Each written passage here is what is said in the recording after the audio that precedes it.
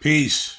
It's your brother Big Hawk, that Yonkers native, the host of Street Talk, bringing you more news. Shout out to my sister Angela for sending this to me. This is not my video. This is the amazing brother, Cash Jordan. The brother is on point at all times. Please go join his page. Please subscribe to his page, Cash Jordan. This, what Donald J. Trump been telling Americans for the longest, and we didn't listen. Let's get it. Disturbing development on the border crisis. Wait until you hear this. They're currently tracking 425,000 non-citizens who have been convicted of a crime. Look at that. And Trump told us. Let's get it. Are roaming the country right now. So after months of debate over the U.S. border, we now find out that 400,000 criminals are living somewhere in the country. And although that's certainly not as high as the 10 million border encounters recorded in America since 2021, critics say the presence of even just one dangerous individual puts both law-abiding Americans and asylum seekers in danger, and there's 400,000 people like this. What we've learned from the acting ICE director, there are over 13,000 convicted of homicide. Now, 400,000 criminals that cross the border. And then you have our criminals here. That's a lot of criminals. And this is why things are going sour. Donald Trump told us, Donald Trump warned us, and we disrespected him by calling him a racist and everything in the book. But 400,000 criminals crossed that border, mixed in with criminals that's here already. Let's finish. Who are roaming the United States right now. All these numbers we just rattled off, they don't even account for the nearly 2 million gotaways. This morning, ABC News has confirmed a Lebanese man apprehended by U.S. Border Patrol has acknowledged being a member of Hezbollah, considered one of the most dangerous terrorist groups in the world. FBI Director Christopher Wray warned of dangerous people crossing the border. 8 nationals of Tajikistan with ties to ISIS have been arrested by ICE. The arrest took place in New York City, Los Angeles, and Philly. We've also seen this series of robberies. They called ICE thugs. They called ICE all type of name, but ICE was holding it down. ICE was holding it down, and they called, Cuomo called them thugs. The ex-governor Cuomo called them thugs. And look what happened now. You got rid of them, now you have to bring ICE back because ICE was doing their job. ICE held it down. Shout out to ICE. Robberies, what the NYPD is describing as migrant-driven robberies in the area of Central Park. The Border Patrol chief put a lot of blame on policy, saying if there aren't any consequences, people are going to continue to come, and you're still going to see the cartels smuggle people. It's quite possible we'll see another record year here at the southwest border.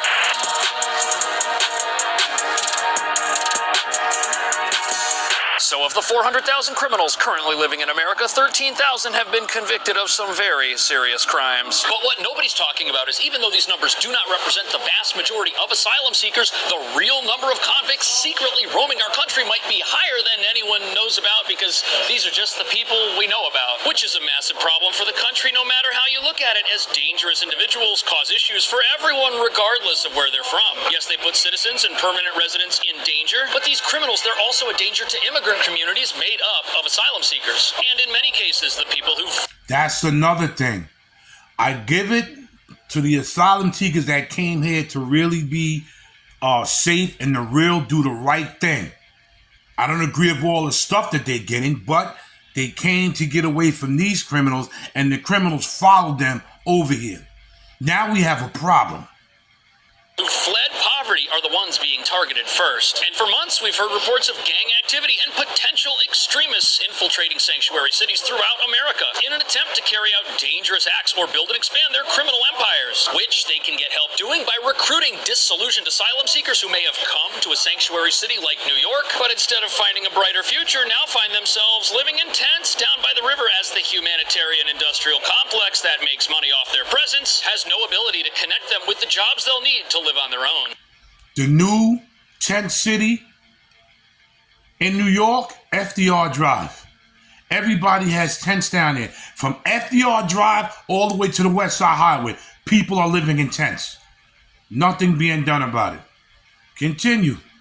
But it's not just that dangerous criminals are preying upon asylum seekers. In many cases, we're now seeing crime spill out of sanctuary cities into working-class neighborhoods outside of them, kind of like what's been happening in Aurora, Colorado, which reveals that after preying upon other immigrants, these crooks turn their attention to average Americans. And they're doing it while hiding out in sanctuary cities so they can evade federal immigration authorities for months on end. Which brings us to the real reason why we've now got an estimated 400,000 convicts living somewhere in this country, some of whom might be very dangerous individuals. Critics say there's just not enough effort being made to locate these lawbreakers and bring them to justice. And in many cases, these individuals are using fake IDs, fake names, and fake family members to conceal their past lives of crime. But as you're about to see, this raises some very frightening questions. First of all, how did these folks get into this country? And now that they're here, what are they going to do with their fraudulently obtained freedom?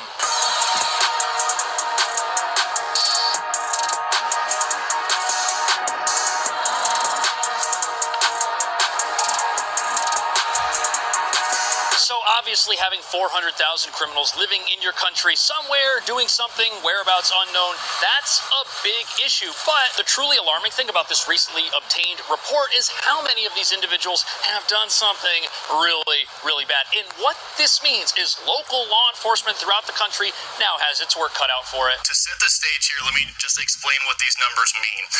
ICE has something called Joe Biden, Harris, Mayor Adams,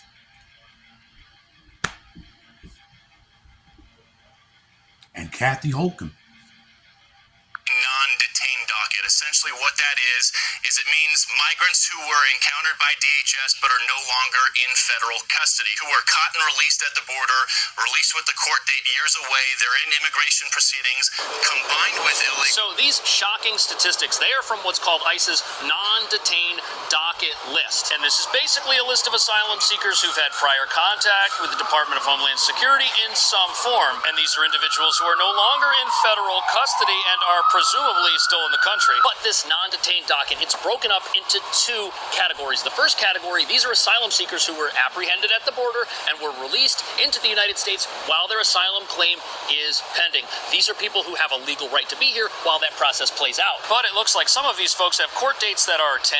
Well, a disturbing development on the border crisis. Wait until you hear this. They're currently tracking 425,000. I'm going to end it right there, but I brought it back that you see New York City is going to be going through a lot of problems. This is Big Hawk, that Yonkers native, the host of Street Talk. Like, share, subscribe, and leave a comment. Let me know what you think about what's going on in our cities. I'm out.